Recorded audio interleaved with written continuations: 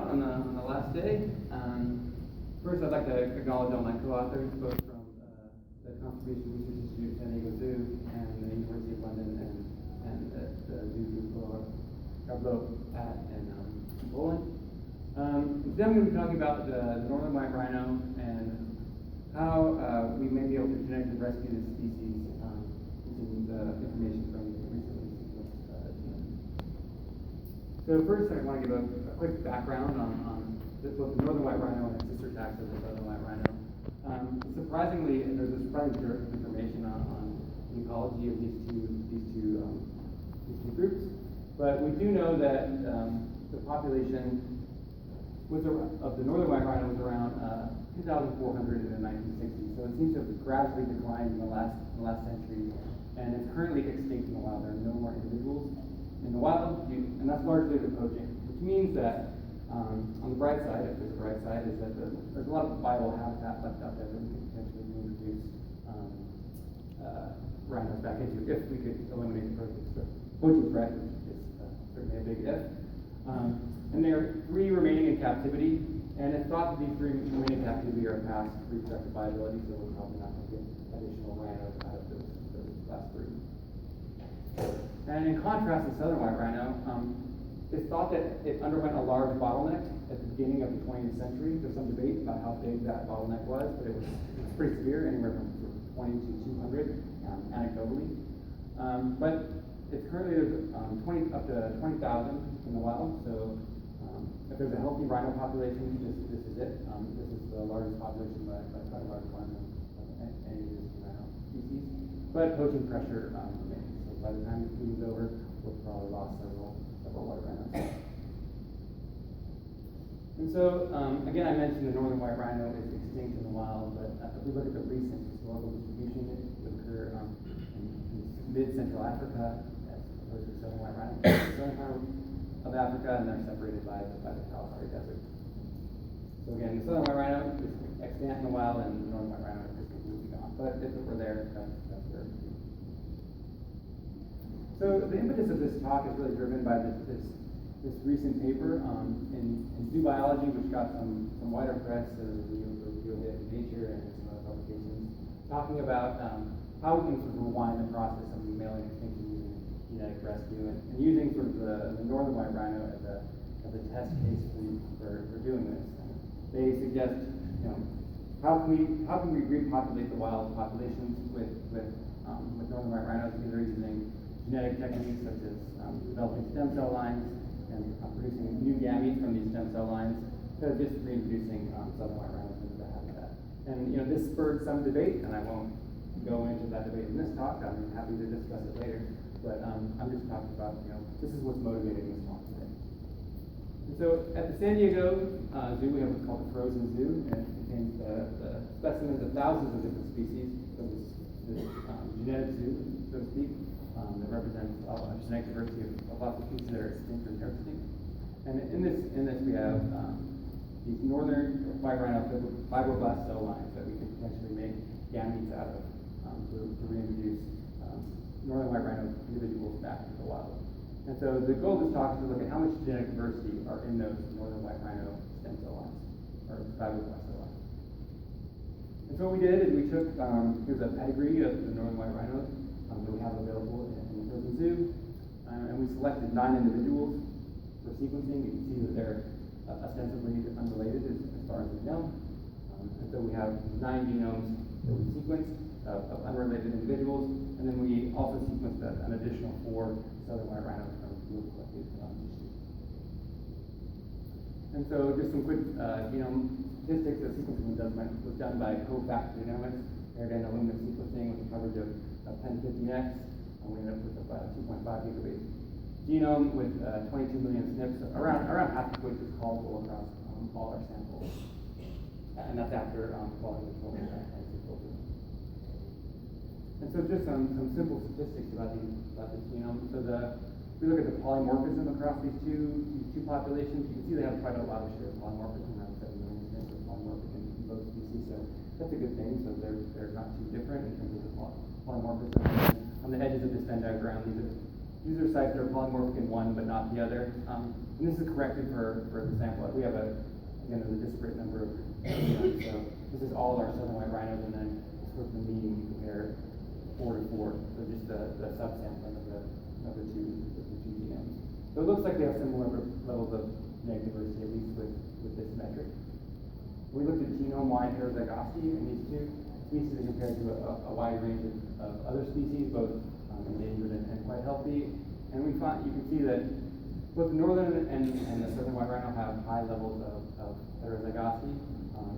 And you can see that even the northern white rhino is actually slightly higher than the southern white rhino. And again, this is not too surprising given what we know about the recent history of the southern white rhino. They did go through this large bottleneck around 100 years ago, and that can be the last extinction for quite some time.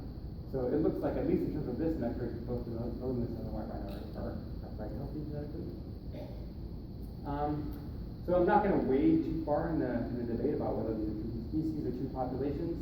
That's a separate talk.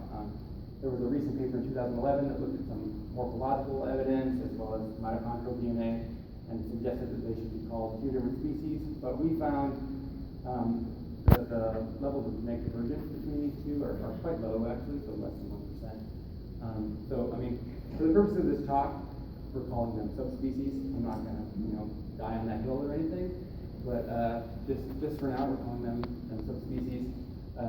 And that's similar to levels of genetic divergence observed among chimpanzees and other African mammals. So for now, we're calling them subspecies. This is backed up by some of the mitochondrial work we've done that I'm not presenting today that Cynthia Steiner has done. But this is sort of speaking. We did look at sort of levels of admixture between these two populations.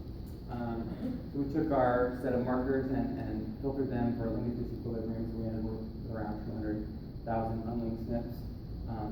And did admixture, we did five-fold cross-validation to look at the best number of populations, the best support was for two populations, which is not surprising, again, given that map I showed earlier. There's not a lot of gene flow going on between them. There's none, obviously, because they're extinct in the wild, but even recently, there probably wasn't a lot of gene flow. So we found high levels of differentiation between these two populations. We also reconstructed the recent population history using PSMC. So as I mentioned earlier, our coverage wasn't super high for these two genomes. So around 10 to 15x, so we downsampled our coverage to correct for loss of heterozygosity. And so, for example, downsampling from 15 to 10x, we found a similar rate of loss of heterozygosity than that was found in other similar species like the horse. So we're assuming a 6% false negative rate. So this is corrected for that loss of heterozygosity. And we found they diverged sometimes around 100,000 years ago, not 100,000 years ago. That's a typo, but yeah, so around 100,000 years ago, so fairly recent. Again, this supports our low levels of divergence between these two species. And finally, we looked at runs of homozygosity between the two species. So we took 1 megabase windows and slid them 200 kilobases across the entire genome and looked for areas of large repeat homozygosity or very low levels of heterozygosity. This tells us a little bit about how inbred they are in the genome. And so, I don't know how well you can see that, but again, the southern white rhino has higher levels, so this is the percent of, or the amount of autozygosity in the genome, or the amount of homozygosity. So we can see that the northern white rhino actually has lower levels of inbreeding than the southern white rhino. And again, this is perfectly consistent with what we know about the population history of each species. So the northern white rhino seems to have declined much more recently and much more gradually than the southern white rhino, whereas the southern white rhino went through that intense bottleneck and recently sort of population expansion in the last 100 years. So this is sort of consistent with what we know about these two species. So in conclusion, it looks like the northern and southern white rhino represent two distinct groups at the very least. Whether or not they're two species, again, that's a separate talk. Maybe Cynthia will present some data on that next time. But for now, low levels of genetic divergence, but there's differentiation in terms of admixture and gene flow. And the inbreeding and genetic diversity appears to be similar between the two populations. So the diversity we found in these stem cell lines are similar to what we have in the southern white rhinos. We are sequencing more individuals. Right now we're sort of constrained by the sample size. We have 4 individuals in the southern white rhino. Isn't a lot in terms of the genetic diversity of the species, but we're currently sequencing number 6, and then there'll be more after that. So we have a good hand on what the levels of genetic diversity in that species are. The sad fact is we know exactly what the levels of genetic diversity are, and we have the entire population of the northern white rhino. So that's all we have to work with. So, and finally, the genetic diversity of these cell cultures appears similar to the wild population. So the next steps we're doing is we're doing the annotation of the genome with our collaborators at UC Santa Cruz. And so we're doing scanner selection and looking for where are the important differences between these two species, where else levels that might be adapted. But that's probably for next year. About next year in Portland, we can talk about what adapted differences there might be. So I'd like to thank my co-authors and the funding from the Seaver Institute and the Kleber Foundation. And I mentioned that co-factor Genomics did the sequence of this project. And then Mark Deacons at UC Santa Cruz provided a lot of the computational resources used for this project. And so with that, I'll take any questions.